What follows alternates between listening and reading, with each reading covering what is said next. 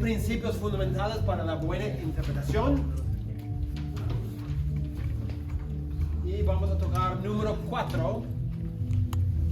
Es importante descubrir el género literario del texto. El género literario del texto. Si yo tuviera que decir cuál es la lente principal a través de la cual debemos leer la Biblia, yo diría que es la lente del género literario. Descubrir el género literario es absolutamente esencial. Si no lo hacemos, estamos fritos cuando se trata de interpretar. Es totalmente imposible interpretar bien sin descubrir el género literario. Ustedes han escuchado de C.S. Lewis. Era realmente un profesor de literatura, no de la Biblia. Pero él escribió, hablando del estudio de literatura en sí, él dice, el primer requisito para juzgar cualquier obra, desde un sacacorchos a una catedral, es saber lo que es, lo que se pretendía hacer con ello y cómo se debe usarlo. Después de que se haya descubierto, quizás el reformador puede decidir que el sacacorchos fue hecho para un mal propósito y el comunista puede pensar lo mismo sobre la catedral. Pero tales preguntas vienen después. Lo primero es entender el objeto que tienes delante. Siempre y cuando piensas que el sacacorchos fue para abrir latas o la catedral para que los turistas se divierten, no se puede decir nada sobre el propósito de ellos. En otras palabras, si nosotros tenemos un texto bíblico ante nuestros ojos, antes de que nosotros podamos decir qué género literario es, no podemos decir nada del texto. No podemos entender el texto si no entendemos su género literario. Uno de los principales errores en la interpretación es una confusión de género literario. Y vamos a ilustrar eso mientras vamos avanzando. Otro autor dice, para producir una interpretación correcta, es crucial para el intérprete detectar el tipo de literatura, es decir, el género literario, y ser consciente de las reglas para ese género.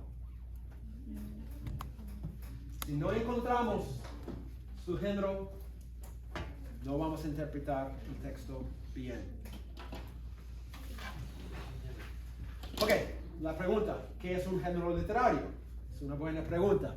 Me encanta la definición de los eruditos, porque dicen muchas palabras y nadie entiende nada, ¿no? Por ejemplo, dice, un género es un grupo de textos escritos marcados por características recurrentes, distintivas, que constituyen un tipo de escritura reconocible y coherente. Yo digo, excelente, pero no tengo la menor idea de lo que quiere decir. Entonces vamos a verlo por partes, para entender qué es un género literario. Primero, son textos escritos.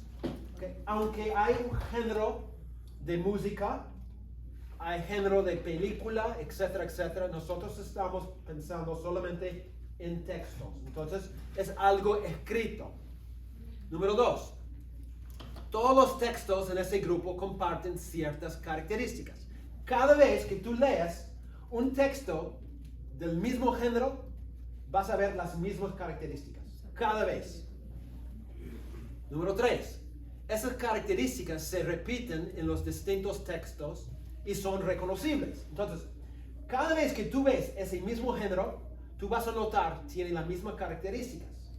Y esas características son reconocibles. Entonces tú dices, mira, hay esto, hay esto, hay esto. En cada ejemplo, tú reconoces que hay la misma característica y es algo que tú notas que está ahí. No es algo escondido, no es algo secreto, es algo muy obvio. Entonces, un género se identifica por la similitud reconocible entre una serie de textos. O sea, Tú puedes decir, esa computadora es un PC, ¿no? Porque tiene ciertas características. No sé qué es eso, probablemente Apple. No es una computadora. No.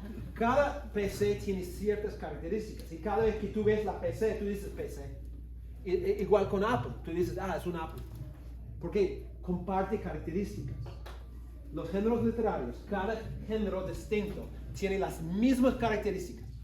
Y tú dices, mira, yo reconozco la diferencia entre este género y otro género. Por ejemplo,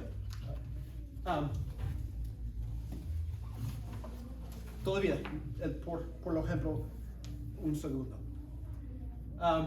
Ok. Suena complicado, pero ustedes todos los días descubren géneros diferentes. Cuando tú manejas tu carro y ves una señalización, tú sabes el género literario de ese. Tú sabes exactamente lo que es. No tienes que decir, es una canción, es una poesía. No, tú ya sabes. ¿No? Abres el periódico y sabes exactamente lo que estás leyendo. Todos los días nosotros identificamos géneros literarios. Todos los días. Por ejemplo, ¿qué género literario es esto? Comedia. Ok, una historieta, una comedia, comic, en inglés, comic. ¿No? ¿Cómo sabe? Las figuras. Todos las historietas, cómics, lo que sea, todos son casi iguales. Tienen la misma característica. Tienen dibujos, generalmente dibujos exagerados. Tienen la burbuja con las letras. Están en cuadritos, ¿no? Todos. Entonces tú ves y tú dices, historieta, cómico, ¿no? Esto, una canción, ¿no? Una poesía o canción. Esto, o un texto, mensaje de texto, es un género literario. No muy literario, pero es un género literario. Esto, Receta. una receta. ¿Cómo sabe? Los ingredientes de preparación. Ok, tiene ciertas características. Cada vez que ustedes ven los 4 ejemplos, ustedes pueden identificar así nomás. ¿Por qué? Porque cada uno tiene ciertas características, se repiten cada ejemplo y son reconocibles. Es igual con los géneros literarios en la Biblia. Todos son, cada género es similar. Tiene las mismas características, son reconocibles y se repiten. Entonces, los cómicos. Miren, 5 ejemplos y cada uno tiene ciertas características. Las características son iguales. Entonces tú puedes identificar cada vez por qué tienen las mismas características. ¿Qué género literario son estos textos?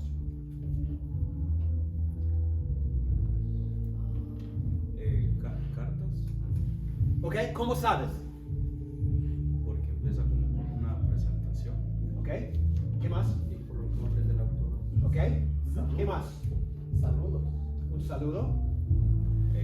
Tiene un destinatario a quien va dirigido. ¿Ok? Todas las cartas del Nuevo Testamento, bueno, casi todas. Hebreos,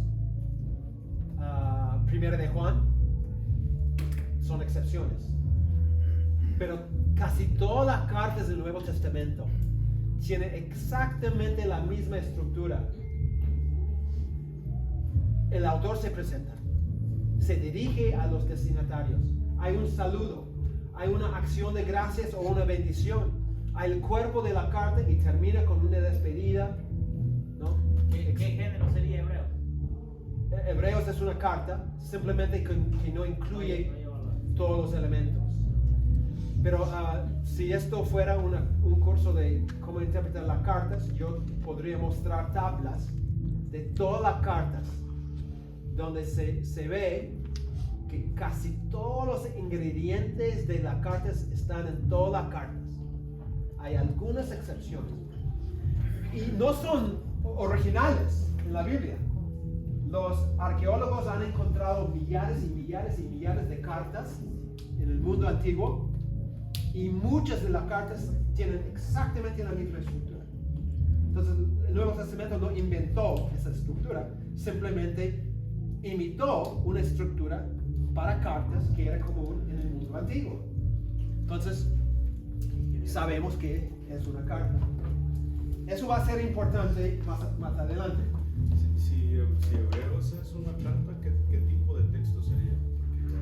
No es una carta, pero digo esto: cuando una carta omite los elementos esenciales, es porque hay un propósito. Por ejemplo, Gálatas es una carta, pero Gálatas no tiene una acción de gracias. Casi todas las cartas tienen una acción de gracias.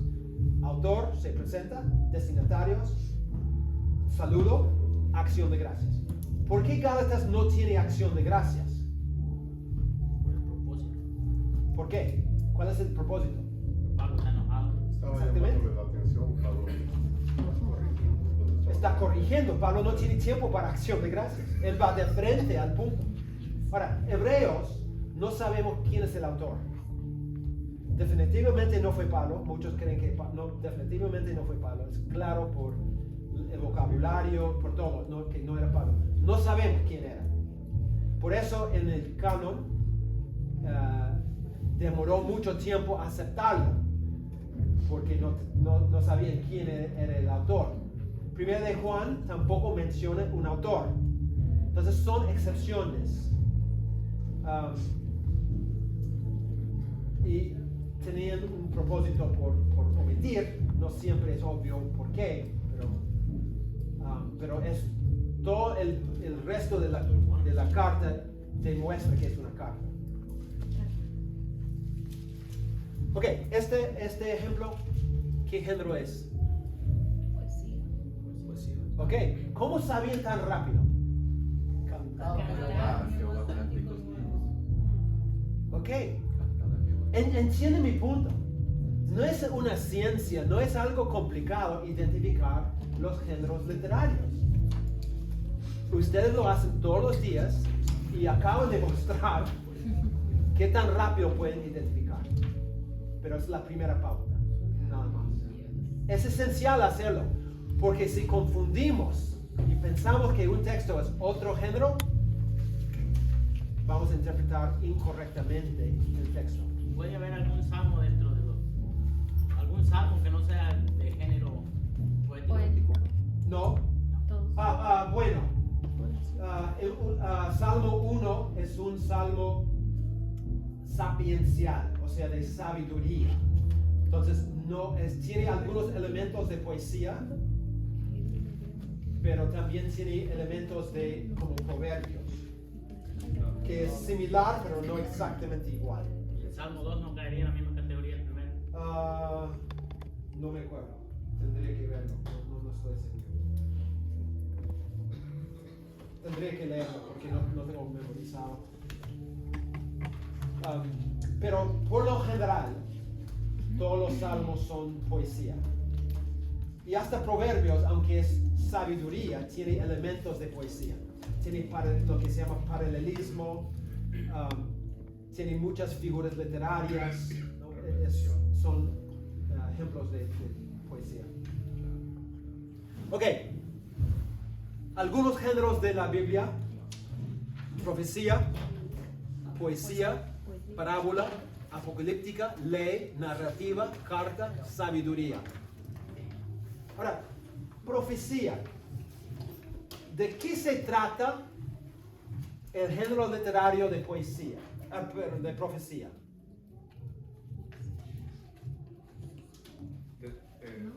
Decir algo que va a pasar en el futuro. Ok, estaba esperando esa respuesta. por lo general, la profecía no tiene que ver con el futuro. No, si leen los profetas del Antiguo Testamento, probablemente 80% de lo que está escrito allá no es para el futuro. El profeta está hablando a un pueblo por su desobediencia, por su rebelión, porque tiene un mensaje de Dios. Está hablando de ellos del presente, cómo deben vivir y lo que no deben hacer. Hay elementos del futuro, pero la gran mayoría es el profeta reprendiendo al pueblo de Dios, corrigiendo sus errores. ¿Okay? Generalmente pensamos solamente que habla del futuro. Tiene algunos elementos del futuro. Isaías, por ejemplo. Todo Isaías habla del presente. Llegas al final 65, 66 y ahí él está hablando de una nueva creación, está hablando del futuro. Pero por lo general está hablando al presente y usa mucha poesía. Es una combinación de géneros literarios en la profecía. Ok.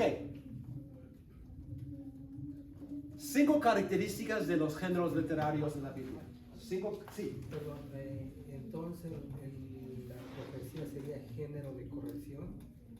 Sí, en ese aspecto de corregir, reprensión. Una parte es corrección, una parte es enseñanza, una parte es mostrar la voluntad de Dios. O sea, tiene una variedad de propósitos en la profecía. Mi punto es, por lo general, Dios envía al profeta a enfrentar a su pueblo por su desobediencia, por lo general. Lean todos los libros proféticos y se van a dar cuenta, uy, es un enfoque totalmente diferente. Tendemos a pensar que es futuro, pero la mayoría no es. Ok.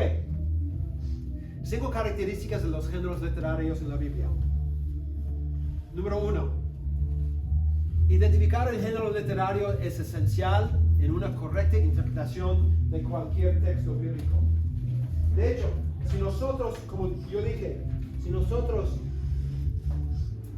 nos equivocamos en esto, estamos con problemas.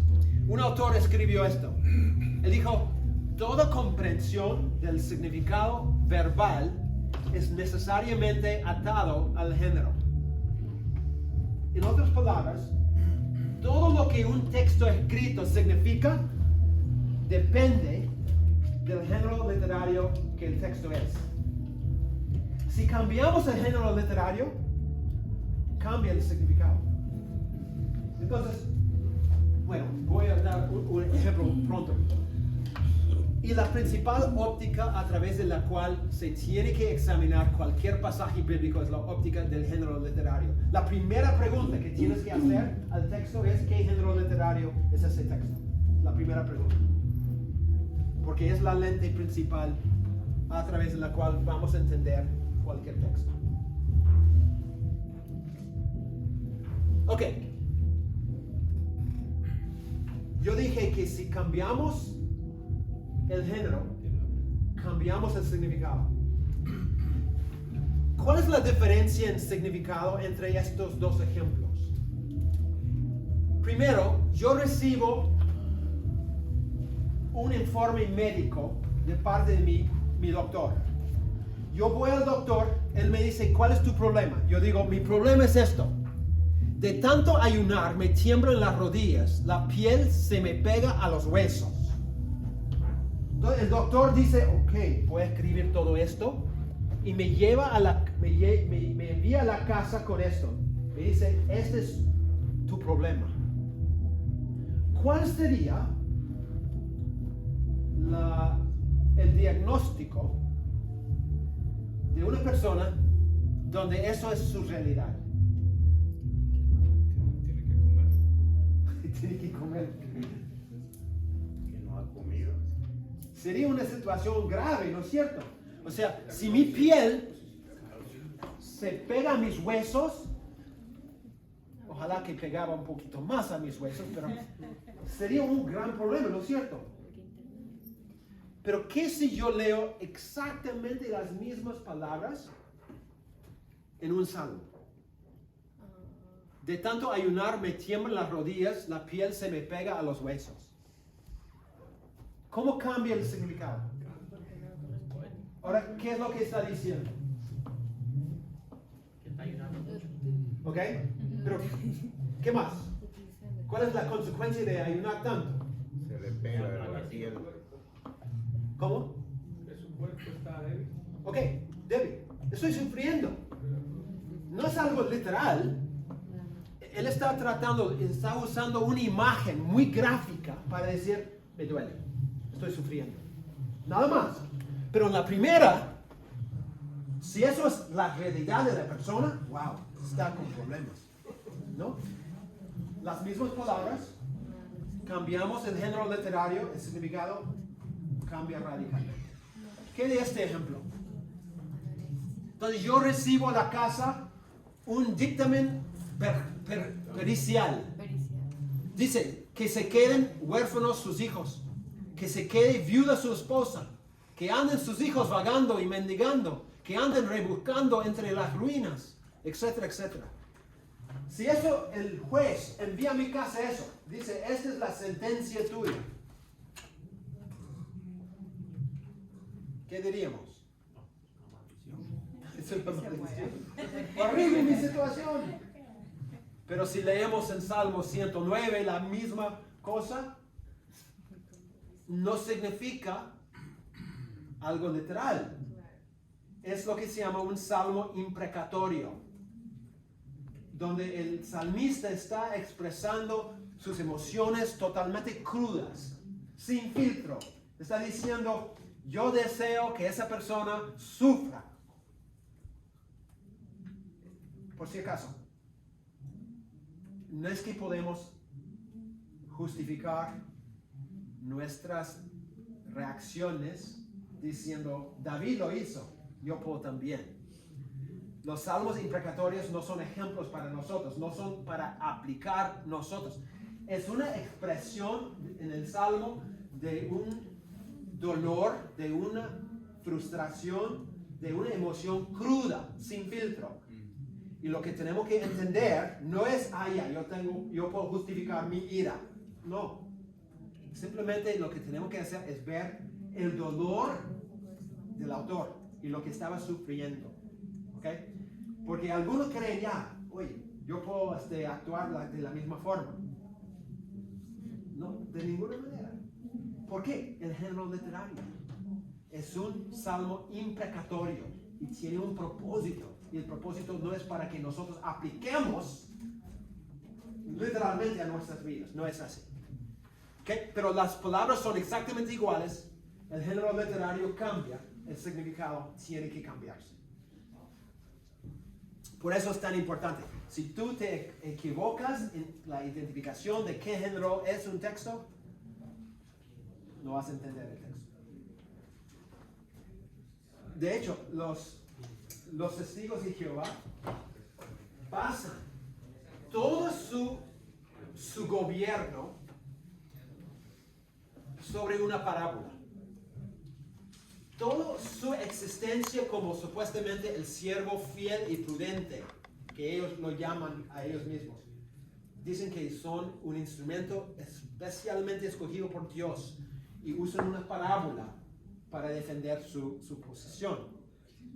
Es una parábola, es un cuento ficticio, no es una afirmación teológica que podemos usar para defender una doctrina. No es el propósito de una parábola. Entonces, su error afecta todo. Porque no entendieron el género literario. Número 2. Los géneros literarios son distintas formas de visualizar la realidad. El autor escoge el género que ha escogido porque quiere presentar una visualización de la vida, una visión en particular, y no escoge otro género literario porque no es la visión que quiere transmitir. Cada género es una manera de visualizar la vida. Es un lente. Tiene una óptica a través de la cual se ve e interpreta un aspecto de la vida o de una situación que quiere describir. Por eso que el autor escoge el género que ha escogido. ¿No? Ok. Cada género lleva al lector a experimentar la realidad desde una óptica diferente. Y es el propósito del autor. Quiere que nosotros experimentemos el texto desde una óptica. Por eso ha escogido el género que ha usado para comunicar el texto. Por ejemplo, para que podamos entender las diferencias. El género narrativo. Los narrativos están escritos en prosa y no poesía. Es una gran diferencia entre los salmos, la sabiduría, la profecía. Los narrativos están escritos en el lenguaje normal, común y corriente de la gente. 2. Los narrativos relatan una historia. Son características de los narrativos. Número 3. Incluyen varios personajes. Todos los narrativos tienen estas características. Y tienen una trama. Vamos a ver esto más adelante, probablemente mañana. La trama es básicamente el argumento del narrativo, del relato, ¿no? Entonces, cada género, cada narrativo tiene estas características, tiene más, y vamos a ver esto mañana. Pero cuando tú ves esas características, tú dices narrativo. Y el narrativo comunica su verdad de una forma diferente que un salmo o que una carta. Generalmente los narrativos relatan su verdad desde una óptica indirecta. Casi nunca van a decir en un narrativo, Dios es fiel. Pero enseñan la fidelidad de Dios. ¿Cómo? ¿Cómo enseñan los narrativos la fidelidad de Dios? Si no van a decir Dios es fiel, ¿cómo enseñan la fidelidad de Dios? Al contar que cómo la promesa de Dios se ha cumplido. ¿Ok? ¿Cómo? Pero ¿cómo? Bueno, esto ya lo vimos la clase primera pasada, no me acuerdo. La clase pasada se empieza con una introducción, ¿no? Un planteamiento, después llega un problema como un clímax, ¿verdad? Y después hay una solución para ese problema. Entonces ahí se resuelve, entonces pasa esto y al final se concluye o se resuelve con ¿Ok? esto, ¿no? Sí, eso era en otro curso. El Antiguo Testamento. Ok, sí, vamos a hablar de eso más adelante, excelente. Se demuestra la fidelidad, por ejemplo, ilustrando la vida de personajes de la Biblia. Ok, muy bien. En vez de decir Dios es fiel, van a ilustrar la fidelidad de Dios a través de actos. Vamos a ver su fidelidad en acción, ¿no? Y a través de eso decimos, mira, Dios es fiel. Pero las cartas, totalmente diferente. Las cartas dicen directamente, Dios es fiel. Los narrativos no. Pero enseñan la misma cosa, pero de una forma diferente. Poesía. ¿Cómo es la poesía? La poesía usa lenguaje vívido, emotivo y breve. Entonces, la poesía va a usar exageración, ¿no? Job dice, mi dolor pesa más que la arena del mar. ¿Es verdad?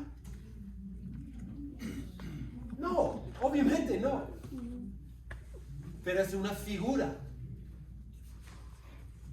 Job está diciendo, me duele enormemente. Pero si él hubiera dicho, me duele mucho, habría tenido el mismo impacto que decir, que mi dolor es más que la arena del mar? No tiene el mismo impacto. Pero cuando dice eso, dice, wow, increíble el dolor. Entonces usa lenguaje emotivo. La idea en la interpretación de la poesía es sentir la emoción del autor. La poesía usa un tipo de ritmo. La poesía usa varios tipos de paralelismos, donde dos líneas tienen una relación entre ellas. Hay varias, eso también vamos a ver más a fondo mañana. Varias formas de relacionarse entre líneas. Y la poesía usa una abundancia de lenguaje figurado. Lenguaje figurado es simplemente cuando el autor usa una palabra en una forma inusual. No es su forma normal de usar la palabra. Es un lenguaje figurado. La poesía está llena de lenguaje figurado. O sea, no hablan directamente. Usan metáforas, símiles, ¿no? Comparaciones, etc. Ok, número 3. Las epístolas. Las cartas usan prosa para compartir su mensaje, tal como los narrativos usan el lenguaje normal de nosotros. No usa poesía, aunque puede haber poesía dentro de una carta. Las cartas tienen una estructura reconocible y común. Ya hablamos de eso. Cada carta tiene la misma estructura, por lo general. Las cartas tienen una línea de argumentación muy directa. La clave para entender una carta es seguir el argumento del autor. El autor tiene un propósito. Y lo que tenemos que encontrar es cuál es ese propósito y cómo se desarrolla el propósito en la carta.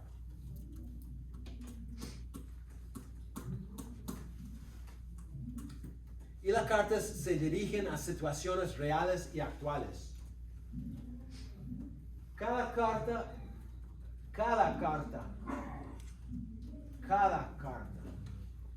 fue escrita a una situación real. No son tratados teológicos.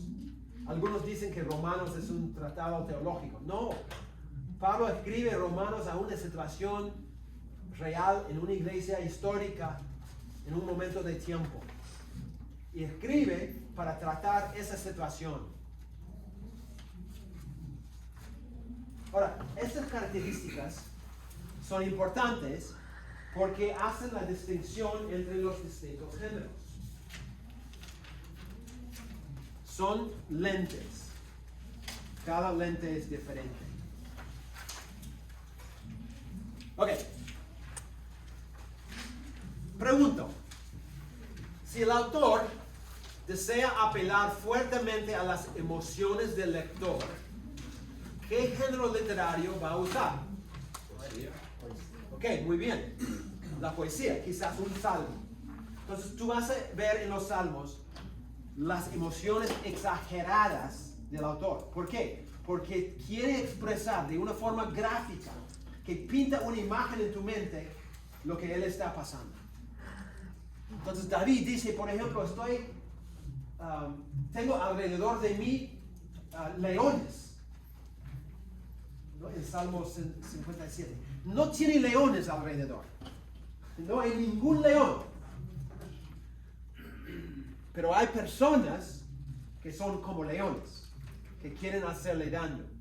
Pero Pablo quiere pintar una imagen para agarrar tu corazón. Entonces él dice, estoy rodeado de leones. Y tú dices, wow, está sufriendo, ¿no? Así hablan los salmos. Si el autor desea que el lector se identifique personalmente con una situación, ¿qué género literario va a usar? Narrativo, exactamente. ¿Cuál es el propósito de narrativo? Es que tú creas que tú eres parte de la historia. ¿Se acuerdan cuando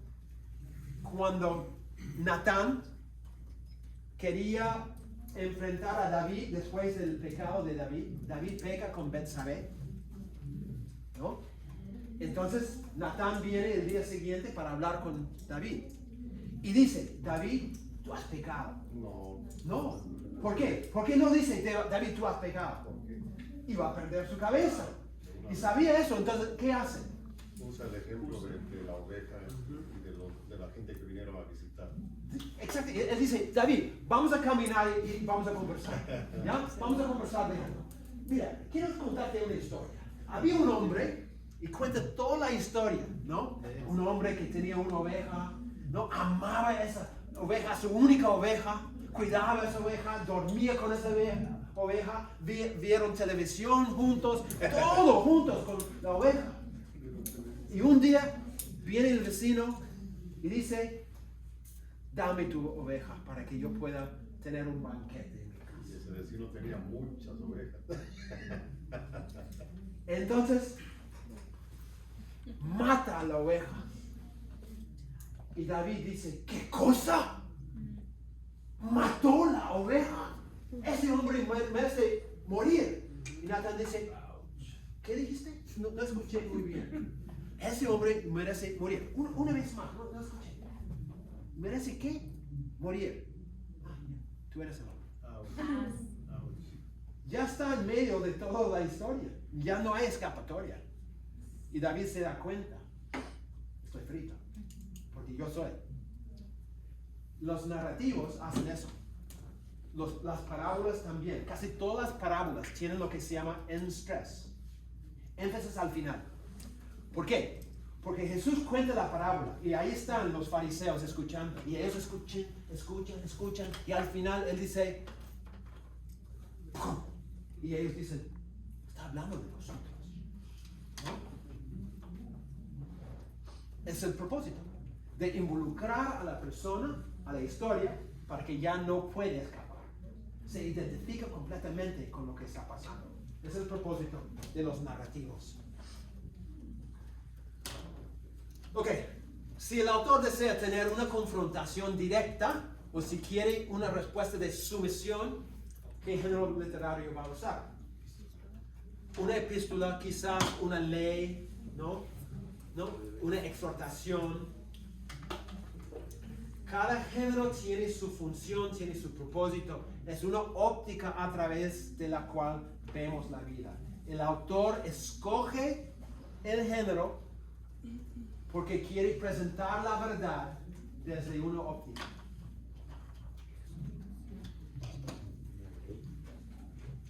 Una ley o una carta. Ok.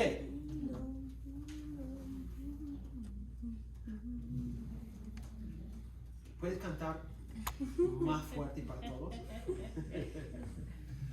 Ok. Un autor dice eso: piense en los diversos géneros bíblicos, profecía, apocalíptico, himno, narración, ley, etc., como diferentes tipos de mapas.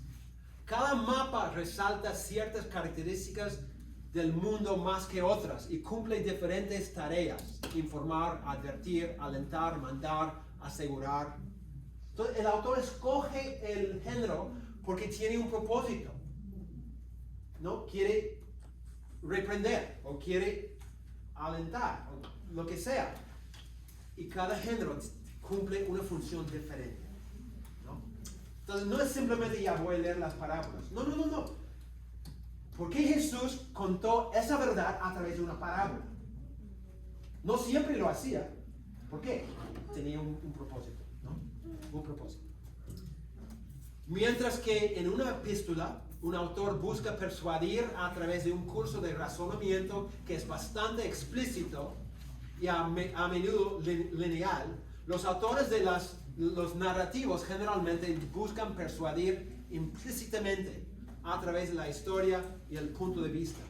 Los poetas, en contraste, utilizan sonidos e imágenes para hablar de alguna manera de lo inexpresable y evocar emociones. Al prestar atención a la elección de género, hecha por un autor, estaremos en una mejor posición para entender la comunicación de ese autor. Entonces, tienes que identificar el género y entender cuál es el propósito de ese género. Cómo quiere comunicar la verdad a mí. Si no te das cuenta que el texto es una hipérbole, ¿saben lo que es una hipérbole? Sí, algo exagerado. Es una exageración para enseñar un punto. Si no entiendes que es una hipérbole y lo tomas como algo directo, algo literal, como muchos han hecho cuando Jesús dice, es más fácil para un camello, Para un rico. no, para No, más fácil que un camello entre por el ojo de una aguja. Ojo de una aguja, camello sí. por el ojo de una aguja y un rico entrar en el reino de los cielos. Exactamente. Algunas personas han dicho es porque en Jerusalén había una puerta que se llamaba el agujo. No, no es verdad. No es verdad. Es una hipérbole. Jesús está exagerando para enseñar un punto. Él está diciendo, ¿tú crees que un camello puede pasar por el ojo de una aguja? No, obviamente no. Igual con un rico en el reino de Dios.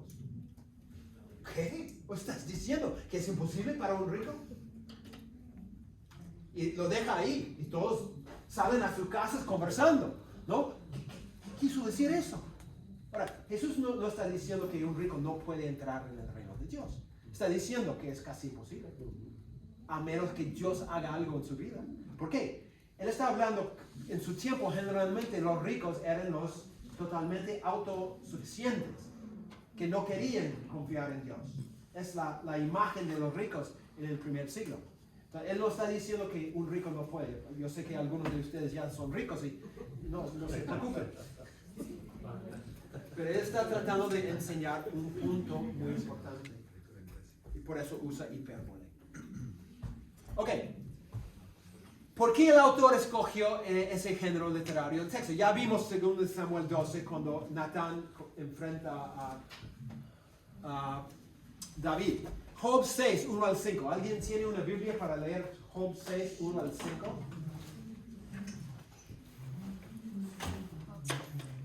Del 1 al 5. Job 6, 1 al 5, por favor. Ok.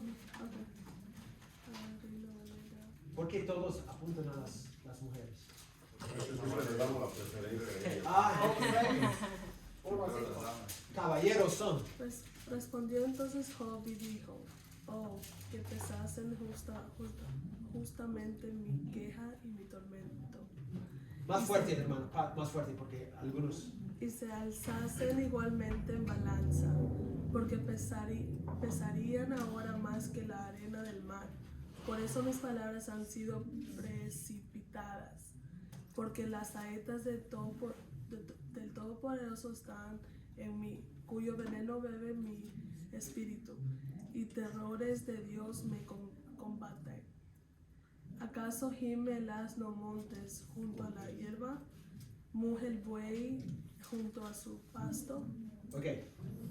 ¿Por qué Job escoge poesía para expresar lo que dice en ese texto? ¿Qué está expresando en primer lugar? Sus emociones. Ok. Y específicamente, ¿qué es lo que está diciendo? Que le duele mucho. Y algo más. Le duele mucho y... Pesa mucho. ¿Ok? ¿Y por qué? Porque está arrepentido. ¿Ok?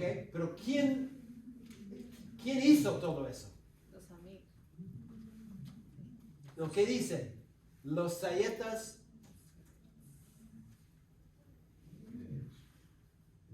Del Todopoderoso. Están en mí. Entonces, Dios lo ha herido. exactamente, Dios está detrás de todo eso. Dios me ha herido. Mira cómo yo estoy ahora. ¿Por qué usa poesía? ¿Por qué no usa... Drama. ¿Cómo? Drama, no es drama, es drama ahí. ¿Por qué no usa algo más directo? Porque es contra Dios. Está dolido, quiere expresar sus emociones. Ok. Quiere expresar Lo profundo del dolor. lo profundo de su dolor, su incapacidad de hacer algo, ¿no? Estoy totalmente sin fuerzas porque es Dios que me tiene en esta situación.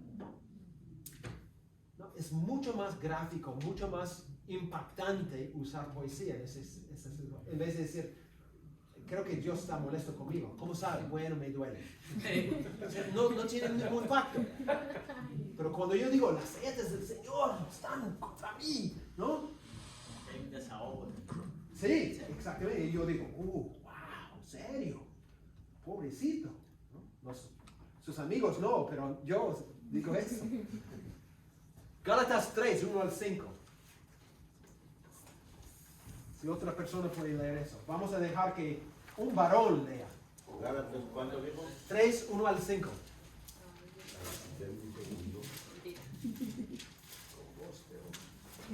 Voz de varón. Oh Gálatas, insensatos, ¿quién os fascinó para no obedecer a la verdad?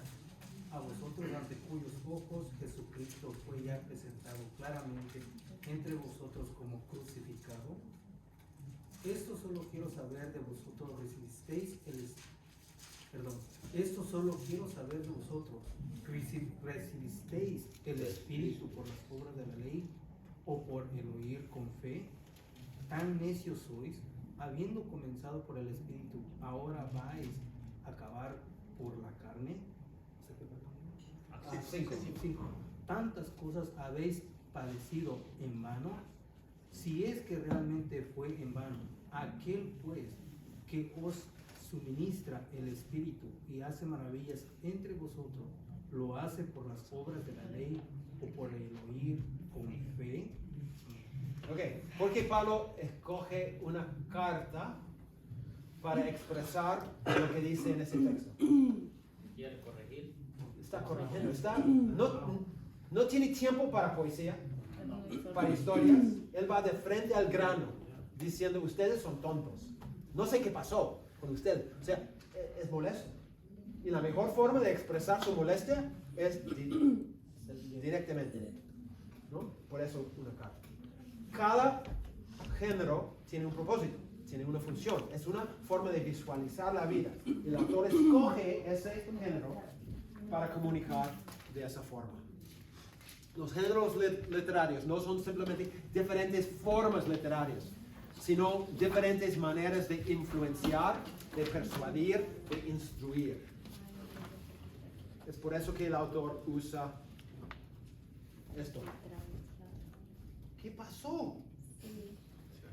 Todo fallas técnicas. Wow. Disculpen, no sé qué pasó. En la pantalla no era así. En la pantalla todo estaba bien. ¿Qué hicieron ustedes? Disculpen. No sé qué pasó. Una pregunta que tenemos que hacer al observar el género es qué quiere lograr el autor con el género que ha utilizado. No simplemente qué dijo, sino qué es lo que quiere lograr. Las palabras logran cosas. Yo escojo mis palabras porque yo quiero un resultado, una respuesta. Entonces, tenemos que preguntar, ¿qué es lo que este género quiere lograr en este texto? Ok, número 3. Número 3. El lector viene al texto con ciertas expectativas que influencian su manera de leer ese texto. Esas expectativas dependen de qué género el lector cree que está leyendo.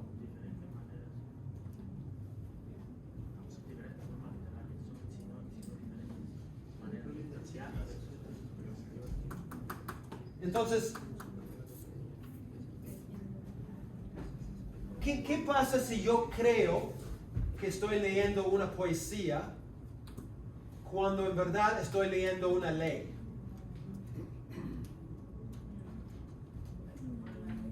Yo llego a la poesía con ciertas expectativas, ¿no?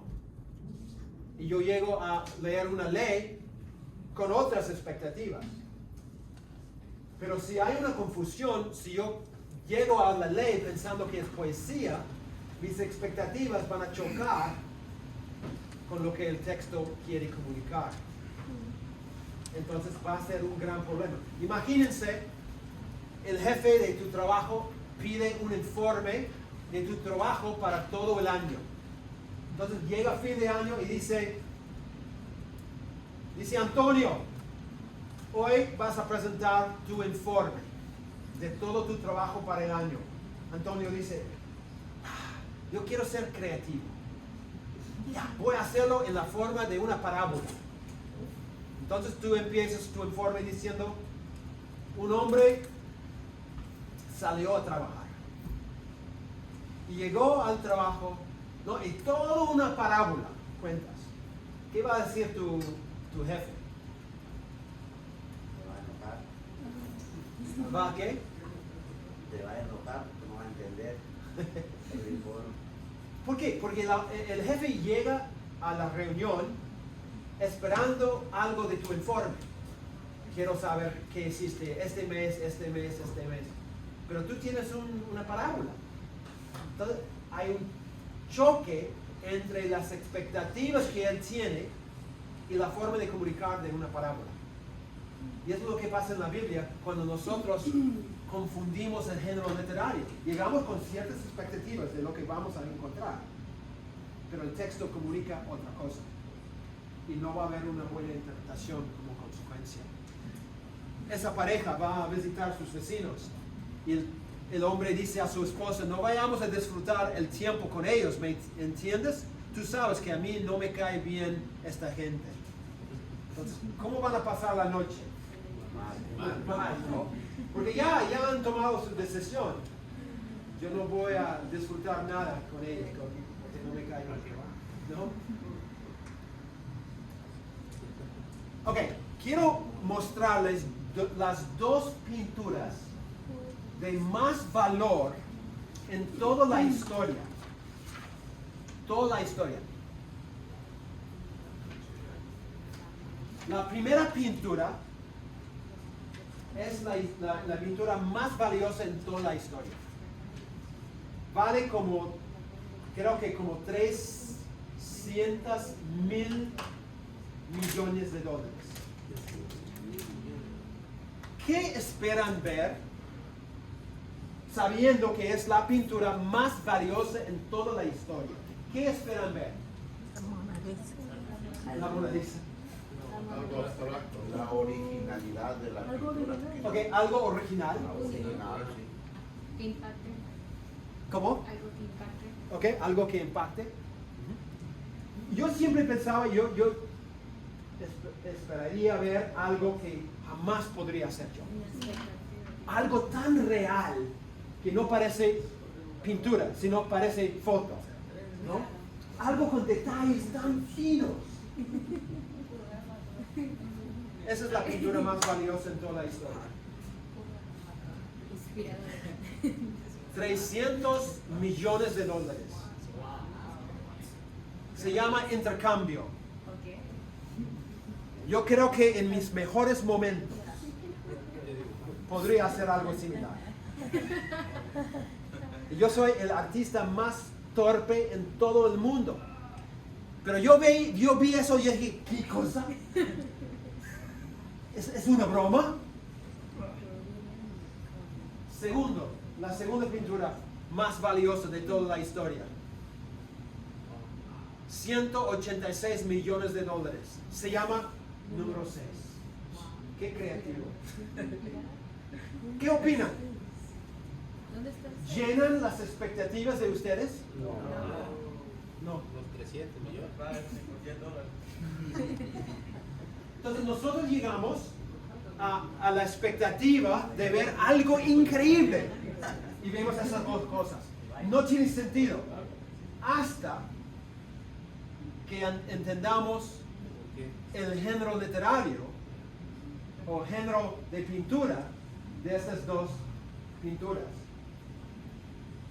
Pertenecen a un género de arte que se llama expresionismo abstracto, que realmente es un género, digamos, filosófico, que trata de expresar cierta clase de rebelión.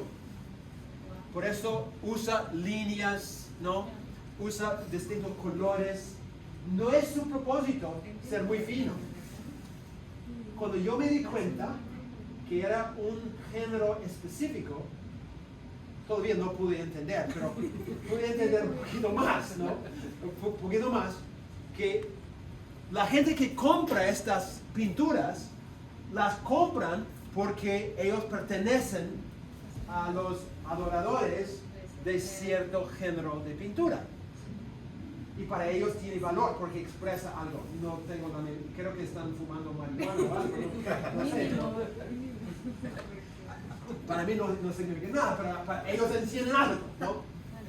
¿Cuál es mi punto? Mi punto es, nosotros llegamos con una expectativa. No llenó la expectativa. Pero si nosotros entendemos el género literario, ajustamos nuestras expectativas. Si yo hubiera dicho al principio, voy a mostrar pinturas de expresionismo abstracto, ustedes hubieran tenido expectativas diferentes. Todavía yo diría que no llena la expectativa, pero bueno, es otra cosa. El punto es que nosotros cuando llegamos a un texto bíblico, llegamos con ciertas expectativas. Y esas expectativas vienen del género literario que nosotros creemos que estamos leyendo. Entonces, el lector viene al texto con ciertas expectativas y esas expectativas influencian cómo lee el texto. Otra vez, si yo creo que estoy leyendo una ley, tengo ciertas expectativas. Si yo creo que estoy leyendo un cómico, tengo otras expectativas. ¿Dónde vienen? El lector ve el texto como un género específico y esa decisión influencia cómo se lee el pasaje justamente porque influencia sus expectativas. ¿Qué pasa entonces si yo me equivoco? Si yo vengo con ciertas expectativas, pero mis expectativas están equivocadas. ¿Cambia la interpretación? Totalmente. Totalmente. Es como el ejemplo que usé el primer día. Si yo veo una señalización que dice curva peligrosa y lo tomo como broma, yo tengo ciertas expectativas. Yo digo, aquí ¿no? Excelente. ¿No? ¿Por qué? Expectativas equivocadas. Porque era género literario equivocado. Es exactamente igual en la Biblia. Cuando llegamos esperando algo, los proverbios. Todos los cristianos creen que los proverbios son promesas. No son promesas. No hay una promesa en los proverbios. Los proverbios no son promesas, sino son observaciones acerca de la vida. Dicen, en un mundo justo, generalmente así es. Un autor dice, más allá de la elección de las palabras del hablante, y lo que es más notable, más allá del contexto en el que se produce el dicho, los detalles del significado que el intérprete entiende están fuertemente determinados y constituidos por sus expectativas de significado. Y esas expectativas surgen de la concepción que tiene el intérprete del tipo de significado que se está expresando, es decir, el género. Él dice, es más importante que el contexto. Más importante que el significado de las palabras en el texto. Más importante de todo es qué género literario es. Porque todo cambia cuando cambiamos el género literario. Cada género tiene sus características distintivas y sus propias reglas o principios de operación. Como lectores debemos acercarnos a los pasajes de la Biblia con las expectativas correctas. Nuestra conciencia del género condiciona nuestro encuentro con un texto bíblico, diciéndonos qué buscar y cómo interpretar lo que vemos. Todo depende de las expectativas que tienes, y las expectativas vienen por el género literario del texto. Si yo creo que los proverbios son promesas, ¿qué va a pasar cuando yo leo un proverbio, lo tomo como promesa y no se da? ¿Cómo me afecta? Voy a pensar que Dios mintió. ¿Cómo? Voy a pensar que Dios mintió. Ok, que Dios mintió. O que Dios no existe. Ok, sí, totalmente decepcionado con Dios. Falló en su palabra. Yo digo, mira, dijo esto No lo y no se cumplió. Es mentiroso. No es fiel. ¿No? Y eso es lo que pasa a veces. Porque pensamos que los proverbios son promesas. Y no lo son. Un ejemplo, Proverbios 22:6. Instruye al niño en su camino y aun cuando fuere viejo no se apartará de él. Entonces los padres dicen, hemos instruido a nuestros hijos desde chiquitito en el camino del Señor. Ahora viven como el diablo, pero no se preocupen, van a volver. Y yo digo, ¿cómo sabes? Y ellos dicen, Proverbios 22:6. Dios promete, dice, instruye al niño en su camino. Lo hemos hecho. Entonces, aun cuando fuere viejo, no se apartará él. Tiene que volver. Y todos, aunque el chico no quiere saber nada de Dios, vive como el diablo, ellos dicen, Dios me ha prometido. Sus expectativas condicionan cómo viven. Pero la verdad es que este texto no es una promesa. Es una observación acerca de la vida. El autor está diciendo, en un mundo justo, cuando enseñamos a nuestros hijos un camino, según las fortalezas que tienen, según los dones que tienen, según las experiencias que tienen, ellos van a seguir ese camino. ¿Se acuerdan el texto en Proverbios que dice, los justos vivirán no sé cuántos años y los injustos no, o algo así? Es mi versión. Entonces, cada vez que muere alguien antes de su tiempo, decimos, o no es justo, o Dios ha mentido. Es una observación acerca de la vida. No significa que cada cristiano tiene que vivir más años que un no cristiano. No es así. ¿Por qué? Son proverbios. Es un género literario que expresa observaciones acerca de la vida. Y no son leyes, no son promesas. Estaría expresando lo que pasa en general. En general, es la idea. ¿Y cómo, profesor, entonces, cómo aplicaríamos el quinto mandamiento? Ah, es otra cosa, es un mandamiento.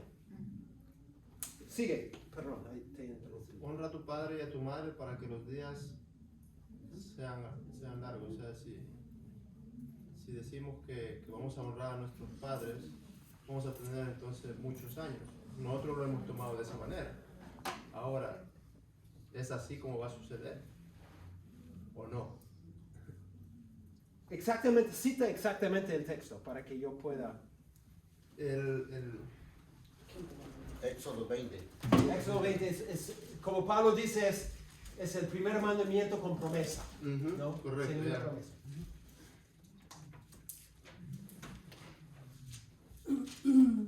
Honra, Éxodo 20:12. Honra a tu padre y a tu madre para que tus días se alarguen en la tierra que Jehová tu Dios te da. Sí, bueno, no creo que la idea es que yo voy a vivir 100 años. Creo que la idea es, si yo honro a mis padres, yo voy a vivir una vida bendecida. ¿No? Esa sería la promesa entonces. Creo que es la idea. Voy a vivir una vida fructífera, voy a vivir una vida que agrada a Dios. ¿no? Está hablando al pueblo, ¿no? Al pueblo de Israel. ¿No? Nuestra vida en la tierra va a ser una vida bendecida. Pero no creo que tenga el sentido de que yo voy a vivir 100 años, ¿no? Más años que los demás. Es una vida buena. Sí, creo que es más, bajo la bendición de Dios es la idea. Sí. ¿Y cómo aplicamos entonces? Parece que lo terminó, creo. Ya. No, creo que como Pablo dice en Efesios, creo que 6:4, 6:4. ¿No? Es 6:2. Honra a tu padre y a tu madre, que es el primer mandamiento con promesa. Sigue. Para que te vaya bien y seas de larga vida sobre la tierra. Okay. Para que te vaya bien te vayas y seas bien. de larga vida sobre la tierra. Sí. Y Okay. sigue diciendo, y vosotros padres. No, es provoquéis. otro tema. Bueno, lo que diría yo es que la primera parte de eso es el énfasis, para que te vaya bien. Es la idea. Dice larga vida porque para ellos, no, ir bien y larga vida era básicamente la misma cosa. No vivían vidas muy largas. Pero no creo, o sea, el enfoque no es una cantidad de años, ¿no? Es una calidad de vida, es la idea. ¿Cómo aplicamos? Y enseñamos a nuestros hijos. Dios desea que nosotros honremos a nuestros padres. Y dice que la calidad de vida tiene que ver con eso. Pero no creo que podamos tomarlo como ya, mira, él no ha honrado, entonces va a morir, y el otro, no creo que... Se refiere tal vez más a la buena vida. A una vida bendecida. Si uno obedece a sus padres, obviamente Dios lo va a bendecir a uno porque está cumpliendo uno la ley. Sí. Pero si uno entra en rebeldía con los padres, también es obvio que Dios lo va a deshonrar a uno. Es algo que desagrada a Dios. Algo que le va a desagradar a Dios. Y como consecuencia, quizá uno no llega, como usted dijo, tal vez a los 100, pero quizá antes, por ejemplo, si se emborracha, si se droga, está deshonrando a los papás, un accidente, quizá no llega ni a los 40, a los 50. Puede ser, pero pero más de la calidad de vida, disfrutar la buena vida. Hay gente que deshonra a sus padres y viven hasta 100. ¿No es cierto? Sí, también. Entonces, pero su vida no va a ser larga. Su vida va a ser larga en la tierra, pero no va a ser larga en el cielo. Que la vida del hombre es como la flor del campo. Sí. Y crece por la mañana y cuando sale el sol pierde todos sus encantos. Sí. También dice que es corta. Hermano, no sé más decir en cuanto a eso, solo que a mi parecer tiene que ver más con calidad de vida que con años de vida. Sí, entonces, regresando a Proverbios 22:6, le hemos dado una connotación diferente a muchas personas, Sí. porque hemos malentendido el texto. Sí, porque lo tomamos como promesa. Ajá, pero para no quitarle virtud a este pasaje que es tan importante, yo creo que más bien lo tomaríamos como una regla de vida, ¿verdad?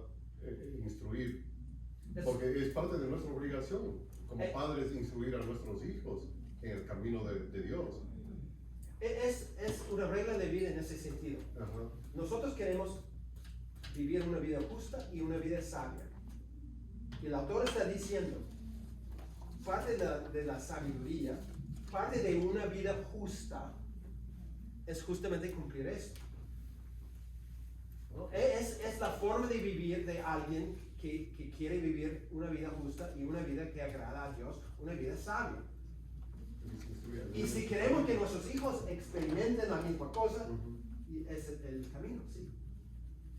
Pero no es una... El único punto que quiero hacer de eso no es una promesa. Está claro, gracias. Mucho daño en la vida de muchas personas por tomarlo como promesa y decir, mi hijo que es diablo va a volver. Y a veces vuelve por la gracia de Dios y a veces no. Entonces, en vez de echar la culpa a Dios, tenemos que reconocer que nos hemos equivocado en identificar el género literario. Gracias. Ok, vamos a terminar en 5 minutos, no se preocupen. Cuando hay una confusión de género, habrá un error en la interpretación y aplicación del texto. Así es. Si tú te equivocas en la identificación del género literario, vas a malinterpretar el texto, sí o sí. Va a pasar. Entonces, algunos ejemplos. Mencioné los testigos de Jehová. Ellos toman Mateo 24, el texto que dice, ¿quién es pues el siervo fiel y prudente, el cual puso su Señor sobre su casa para que les dé el alimento a tiempo? Bienaventurado aquel siervo al cual cuando su Señor venga le halle haciendo así. De cierto os digo que sobre todos sus bienes le pondrá.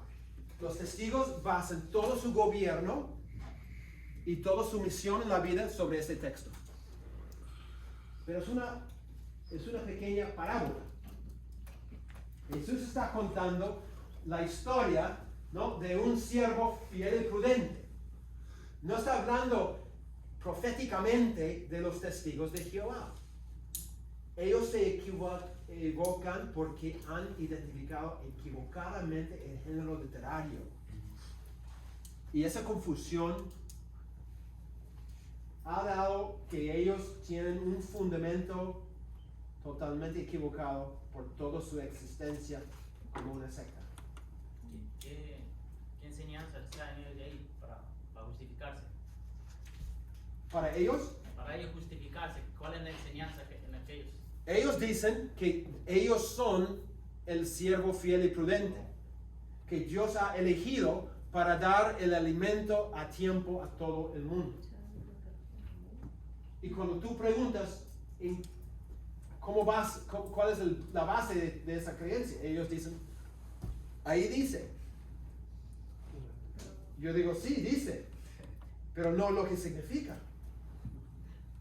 Pero es todo su fundamento. He conversado con muchos testigos, ¿no? Bueno, pero no echamos la culpa solamente a ellos, porque hacemos la misma cosa muchas veces. Por ejemplo, cuando leemos los proverbios como si fueran promesas, como mencioné, ¿no? El temor de Jehová aumentará los días, mas los años de los impíos serán acortados. Entonces, mi nieto, mi sobrino, que murió a los 4 años, obviamente era injusto. No es así. No es así. No son promesas. Ya hablamos de eso. Otro ejemplo, leyendo las narrativas como si fueran mandatos. Eso pasa todo el tiempo. David se levantó temprano a orar. Entonces, iglesia, vamos a hacer una vigilia porque David se levantó temprano a orar. Y porque David lo hizo, nosotros tenemos que hacerlo. No. Cuando David se levantó temprano a orar, aplaudimos a David. Pero no significa que yo tengo que levantarme temprano a orar. Yo puedo, pero no tengo. No es un mandato, es un ejemplo. Es porque nosotros confundimos, mencioné esto la primera noche, el descriptivo y el prescriptivo. El descriptivo es cuando el autor describe algo. El prescriptivo es cuando el autor exige algo. Cuando nosotros confundimos los dos y convertimos una descripción en una prescripción, estamos totalmente equivocados. Muchas cosas, los textos narrativos, que simplemente están describiendo lo que pasó, no están exigiendo que nosotros lo hagamos. Jueces 6, 36 a 40, Gedeón y el Vellón, ¿se acuerdan? ¿Cuántas personas han dicho, yo voy a probar a Dios? Yo tengo mi propio Vellón. Yo digo, ¿en base a qué? En base a Jueces 6. Lo toman como si fuera una exigencia. Nosotros debemos encontrar una forma de probar a Dios. No, el autor está describiendo lo que Gedeón hizo, no está dándonos permiso a nosotros a hacer la misma cosa. No está exigiendo que hagamos la misma cosa. Es algo descriptivo nada más. Hechos 2, el bautizo del Espíritu Santo. Muchos hermanos pentecostales, perdóname si algunos de ustedes están en ese campo, dicen que en base a Hechos 2 todos debemos hablar en lenguas. Y tú preguntas, ¿por qué? Y ellos dicen, Hechos 2, el bautizo del Espíritu. Ellos hablaron en lenguas. Vino el Espíritu Santo, cayeron sobre todos y todos hablaron en lenguas. Entonces todos deben hablar en lenguas cuando reciben el Espíritu Santo. Pero no entienden que Hechos 2 no es el bautizo del Espíritu no es una experiencia personal. El bautizo del Espíritu es un evento histórico redentor. Es decir, en la línea histórica del plan de Dios hay varios eventos. La encarnación de Cristo, la muerte de Cristo, la resurrección de Cristo. ¿Y saben lo que sigue? El bautizo en el Espíritu Santo. ¿Qué es el bautizo del Espíritu Santo? Es el cumplimiento de una promesa antigua cuando Dios dijo, yo voy a enviar mi Espíritu sobre mi pueblo. No es algo personal, no es una experiencia que yo tengo que tener. Es un evento tal como la cruz, la resurrección, la ascensión. Es un evento histórico redentor. ¿Cómo me aplica a mí? Igual como la cruz. Pregunto, ¿cuántos de ustedes han muerto con Cristo?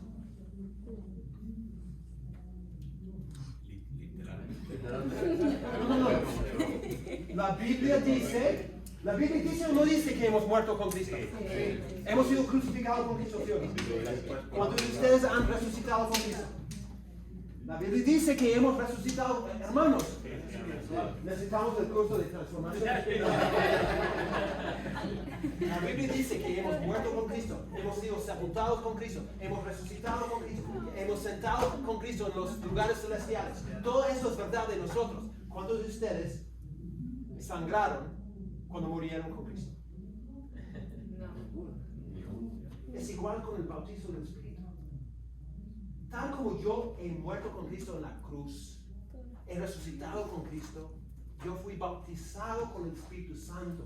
¿Cómo? Como Pablo dice en 1 Corintios 12:13. Cuando recibí a Cristo, derramó sobre mí su Espíritu. El Espíritu vino a vivir en mí. Eso era mi bautizo. La evidencia, ¿cuál es la evidencia del bautizo? La fe, frutos del Espíritu, etcétera, etcétera. ¿Por qué hablaban en lenguas en Hechos 2, en Hechos 8, en Hechos 10? ¿Por qué hablaban en lenguas? ¿Cómo? Había gente de diferentes naciones. Ok. ¿Cómo iban a saber que el Espíritu Santo cayó sobre cada grupo? La única forma era visualizar. ¿Cómo iban a escuchar la gente que estaba ahí lo que estaba pasando?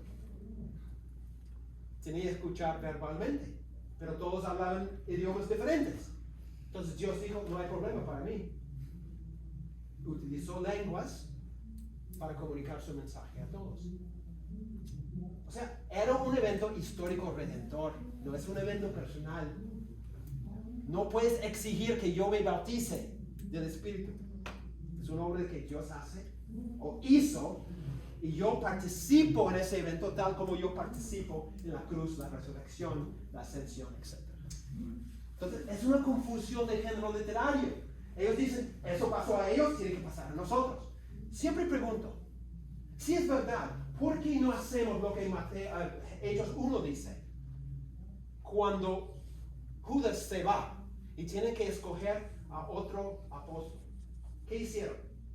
Echaron a Suertes. ¿Por qué no, pastor, cuando tú has visto la elección de ancianos, echaron suertes, ¿no? 2 monedas usamos. Nadie toma esto como un patrón que tenemos que seguir. Decimos que tienes que hablar en lenguas, pero no echamos suertes para elegir líderes. ¿Por qué? Porque reconocemos que es algo descriptivo y no algo prescriptivo. Es igual con Hechos 2. ¿Okay? Entonces tenemos que mantener con claridad qué género literario es. Y si es narrativo, no podemos confundir lo prescriptivo con lo descriptivo. Es un gran error que causa un montón de problemas. Pasó la hora, mañana empezamos aquí y terminamos esta parte. Ok, vamos a orar para echar fuera los demonios. ¿Cómo? Ah, preguntas. ¿Alguien quiere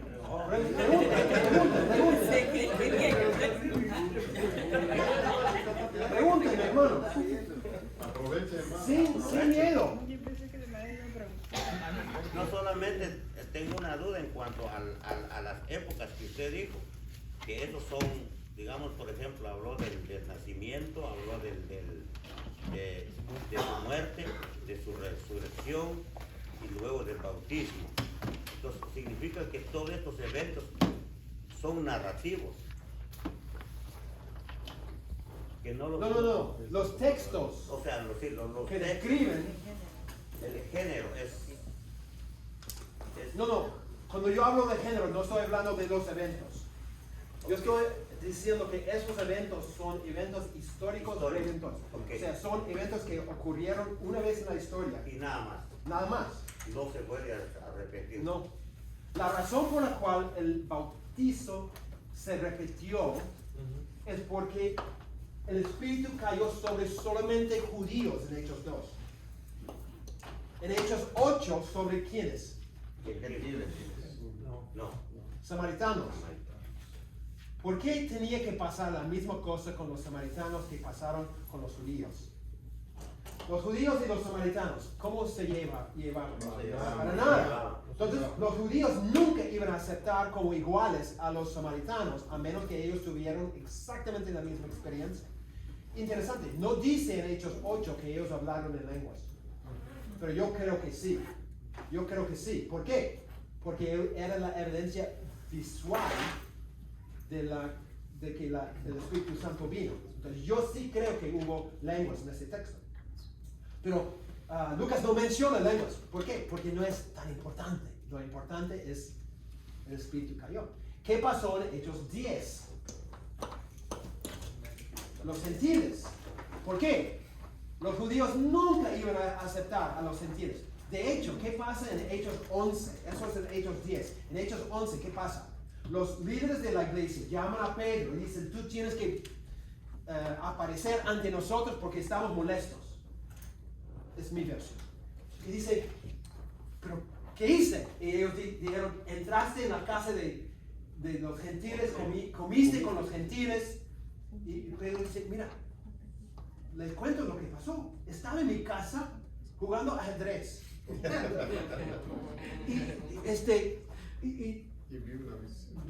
Vi una visión, ¿no? Y cuenta toda la historia. Entonces yo fui a la casa y mientras estaba predicando, yo no hice nada. Yo estaba predicando y cayó el Espíritu Santo sobre ellos. Y yo concluí, yo dije, bueno, entonces Dios también acepta a ellos. Y los judíos al escuchar eso, dijo, entonces Dios ha hecho lo mismo para ellos que hizo para nosotros. Ellos estaban reconociendo que es una obra de Dios, tenemos que aceptarlos. Es por eso que hubo 3 olas de ese evento, pero ahí termina. Tú no tienes que experimentar, él no tiene que experimentar, una iglesia no tiene que experimentar el bautizo en ese sentido. Tiene que participar en el bautizo que ya ocurrió y lo hacen por fe, recibiendo a Cristo. Ellos participan en la muerte, la resurrección, la muerte, la sepultura, la resurrección, la ascensión y el día de Pentecostés. Por fe. Por fe. Gracias. Tiene algo de sentido. No mucho. Medite, hermano, sobre esto para ver. Sí, hermano. En un servicio, es solo un ejemplo, en un servicio regular, por ejemplo, un día del Señor, un domingo, si llegara, por ejemplo, alguien que habla otro idioma y un hermano empieza a orar por esa persona y esa persona entiende lo que es en otro idioma, ¿podría pasar eso? Ya, depende de tu postura. ¿Por qué digo? Hay posturas que dicen que todos los dones milagrosos, como milagros, lenguas, etc., han cesado. Hay otros que dicen que no. Entonces, si tú eres una persona que cree que han cesado, diría que no puede pasar. Quizás. Una persona que cree que todavía son vigentes, diría, podría pasar, pero tendría que pasar como la Biblia demuestra. El gran problema hoy en día es que se usa el don de lenguas en una forma totalmente no bíblica. No hay traductor o intérprete, no hay, ¿no? Entonces, yo no soy cesacionista, yo creo que los dones todavía son vigentes, pero soy escéptico. ¿Por qué? Porque en mi experiencia no he visto el buen uso, el uso bíblico de los dones. Entonces soy muy escéptico, pero mi teología me lleva a creer que podrían ocurrir en ciertos contextos. Es mi opinión, no todos están de acuerdo conmigo, ¿okay? No quiero imponer esa idea, ¿no? Es mi postura. Pero muchos dirían que no es posible porque cuando la Biblia fue, el canon fue terminado, ahí cesaron el uso de los dones milagrosos. Entonces son dos posturas. Depende.